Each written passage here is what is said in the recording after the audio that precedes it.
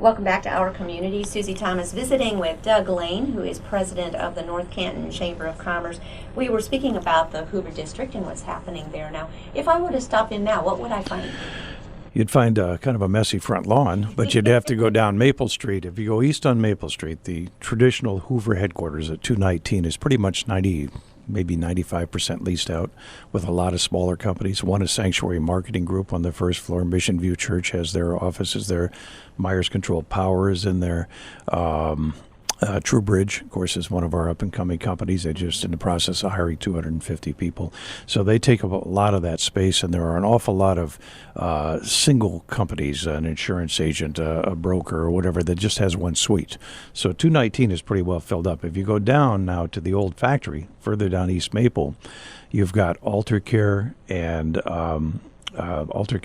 Absolute Health, which are part of the Schroyer Group, moved over from Jackson Township because they needed more room. And that's a LEED certified silver, I believe, building. And so they have their offices there. And so they're on the first floor. I want to say it's 339. I could be off by an address or two. And then you go up to the second floor, and the Ohio BWC workers' comp moved from downtown Canton to there. So that's all leased out in the front part that would face on East Maple. Behind that, there's about 70,000 square feet of ready-made office space ready to go for additional people. Then you go around the block on Taft, and then you get back into the factory setting, and then you have another small manufacturer back there. And then if you go down, I guess that would be Adena, and then whatever the next street up is, Whitwer. If you go down Whitwer, that's where the entrance is going to be for the underground parking for the apartments that are in the front. But there's also a ton. I mean, there's 88 acres there. And then if you go down Orchard, which is where Suarez was with the Eden Pure factory, that's up for sublet now. And so you've got ready-made, high-quality warehousing space with cranes and everything else. That's where the Hoover District, or the Hoover Distribution Center was for a long time. So all of that combined makes what we call the Hoover District. And eventually the 131 apartments will be the icing on the cake. Oh, my goodness, yes. So you're talking about the apartments and also some manufacturing. It's mixed use. Going to be any shopping? Oh, yeah. There'll be shopping across the front from the corner there of the building at the corner of Maple and Main, and then across to the front is where you're going to find all the shops. And I'm not sure who's looking right now. I know they were trying to get a lot of local people in there. But again, the project is, it's ongoing. And I mean, anytime you were to take a 100-year-old factory and start to try and rehab it, you're going to find problems. And so as they find problems, they fix problems. And then they move ahead, and then, here's another problem, so we got to fix that. So it's taken a little longer than I anticipated, but I think in the next 12 to 18 months, you're going to see a lot of solid ending progress on that front part of the building versus what's already been done on East Maple. That's so exciting. As far as opportunities, you mentioned earlier Squirrel, not the animal. Tell me. No, this is a software development company, and I don't think I'm talking out of turn. The last time I chatted with them, is about a $6 million company with 35, 40 employees. They're all young. They're all very technology-oriented, and they're in the process of buying up a lot of Germantown Station, which, if you go up North Main, where Arby's and Taco Bell and Swenson's are, if you turn right, there's an office park back there. They're in the process of buying up a good majority of that and creating a small Silicon Valley type of a thing. They're going to have a solar array there that will basically take care of the power for that building for a year. They've got an internet pipeline that people would just love to have because of the speed. And so they're in the process of bringing in other developers and other people that could complement their firm. So when we talked earlier about trying to keep younger people here, that's an attraction. And again, free parking, low income tax, the ability to really create in a neat environment, be close to restaurants, be close to the Akron-Canton Airport, a couple hours from Columbus, hour from Cleveland. So, that's going to be a draw. And again, it's not just them, it's other people are going to be around there. They were our Business of the Year last year for obvious reasons. They've been profiled in cranes. They keep kind of a low profile, but at the same time, they're happy to talk about what they do. But it's Squirrel LLC. Used to be Napkin Studios that started in somebody's basement down around Zora, I believe. So great. And the neat thing is they come from Greene, New Philly, the Youngstown area, and some others, but they decided to settle in the middle of it all, which was North Canton. None of them are natives. No, so there you go. You're Yeah. attracting the millennials to North Canton. Exactly. With this up-and-coming business. Yep. North Canton offers so many services. I don't know that we've touched on all of them. We mentioned that you won't find anyone faster at getting the snow off the roads. Right. But are there some more you want to talk about? Well, as far as city services, they're excellent. I mean, we've got a great parks and rec area. We connect with the Hoover Trail and other things with Stark Parks, and they're going to be in the process of expanding that out towards the west. Dogwood Pool, despite all of the publicity we got, is up and running, and everything's working well there. We have a YMCA, I believe it's one of the most successful in the Midwest, with 15,000 members. Luckily, they're not all there at the same time, or we'd have a major problem. We'd double the size of our city.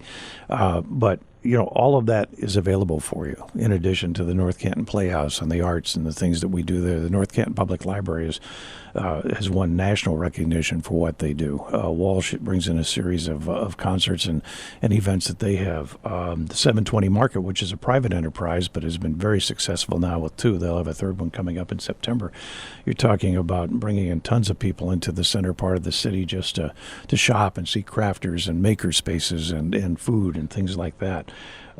We've also got some other things that we do, including the Christmas thing, the Main Street Fest, which I want to talk about briefly, and also we do an annual community guide that we publish that's available on our website as well as in hard copy form that lets people know what's happening in the North Canton community and gets them connected, lets them know about our various members and what the services are that we can offer, what the city can offer, things along those lines.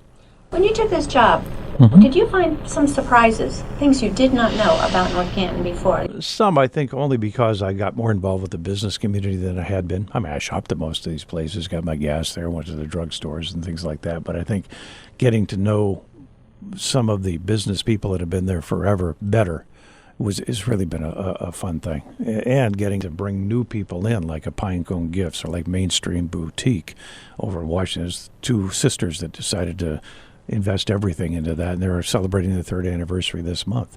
Pinecone just moved down from Uniontown, and they're in the corner there at the square. Main Street Grill, we've seen that blow up and become a huge destination spot, and people like St. Paul that continue to expand their offerings for children, and some of the churches and what they've been able to do. It's just been fun to watch it grow. Let's save Main Street Fest for a little bit later, but let's talk about events. So many cool events that take place. Well, not just the events that we talked about that we do with the public and the city in cooperation, but we have a number of things that we do as the Chamber of Commerce that the public's welcome to come to. We have our annual awards dinner. That's usually in the first quarter. We do a monthly Alive After 5 mixer at various businesses. We do a golf outing. We have something called Savor the Chamber, which is only chamber member restaurants, and it's like a taste event where they can offer small offerings of what they have to, on their menu and things like that. And the public's invited to that. We do a Brews After 5, which I think we're going to expand out to have some wine this year, and we do that at Hoover Park annually. We also do an Indians road trip. We take a full bus up every year to an Indians game, have a blast with that. We have our quarterly luncheons, and we've had the new U.S. Attorney, and we had David Baker speak from the hall. We've had a number of journalists. We've had women's issues that we talk about, and again, those are open to the public. Those are 4 times a year, obviously, and quarterly. The July 4th parade, the fun run, the run that the Y does that I just referred to, the fireworks that the JCs do. I mean, it's all incredible as far as trying to put all of this together in 1 year and trying to make a list and say, and look back, and the farmers market's going on right now too. I almost left that out. Things are happening all the time at the library. It's pretty much nonstop as far as not just summer but year round. We have something happening. Do you think that Hoovers saw this coming when they established so much going on there? And I'm even thinking of their museum.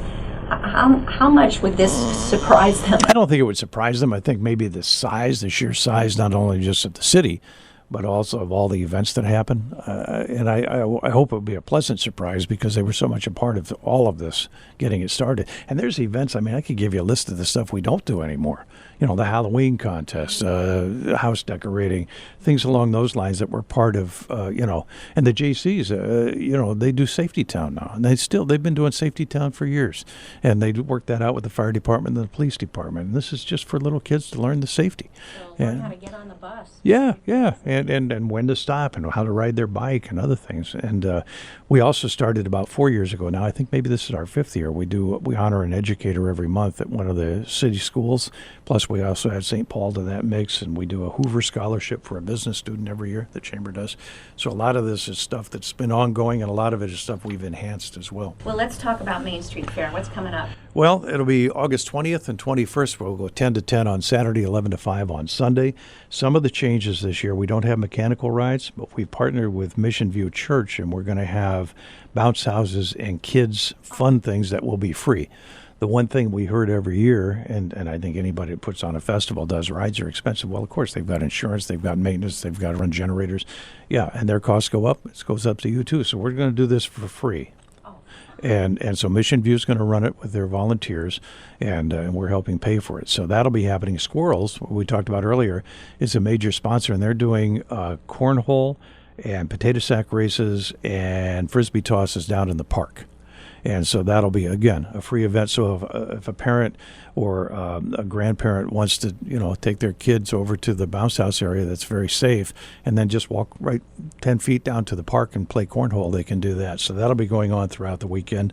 AAA is doing a Destination to the World thing. We're going to spin a wheel and then give away some really cool things and highlight where AAA, the destinations you can get through AAA. Some of the status quo items, we'll have the car show. Last year we had about 95 Corvettes on Saturday night. If the weather's good, we'll have that many again. We'll have our usual booths of nonprofit and commercial booths, and the library will have their destination exploration destination location at the library, and they'll have things happening there. We'll do a pooch parade again this year.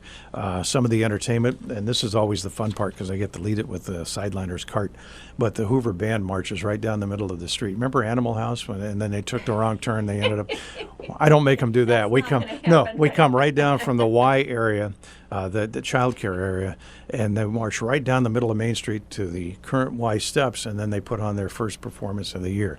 And we've got tons of people there. We have a new band that took second in the Hoover Battle of the Bands called Worst Friends Forever. And so they're going to perform on Saturday. We have Majestic Chorus coming. Erica Dawn, who just is a tremendous voice. Time to Dance will do their Irish thing. Steve Fernandez will be there. We have the Hoover Calliope both days. Kodachrome Babies, which is kind of Americana, and they'll be there on Sunday. On Point Arts will be there. Jeff Poulos and Scott Gruel. What we tried to do this year, instead of having 4 or 5 big bands in the park, since I lost that space to Squirrels and their cornhole, we decided to just have a nice little 12 by 12 pop-up in the middle of the park area there, and then hire duos and singles and things as opposed to having big bands, and try that out for this year. So hopefully if you come in down around Bitzer and you walk all the way up past the Corvettes and you walk all the way back, you'll be hearing something, seeing something, experiencing something. Plus we have, at this point in time, 17 food vendors and 3 more on the way. Oh my goodness. Yeah. Remind us the dates. Yeah, August 20th and 21st, 10 to 10 on Saturday, 11 to 5 on Sunday. Coming right up. Website? NorthCantonChamber.org. We'll have the schedule. We'll have links up there. So NorthCantonChamber.org will have it. And we're also doing a partnership with the North Canton Suburbanite and also the Rep, so you'll see some advertising and some articles in there. Great. Doug Lane, thanks for joining us on Our Community. Had a good time.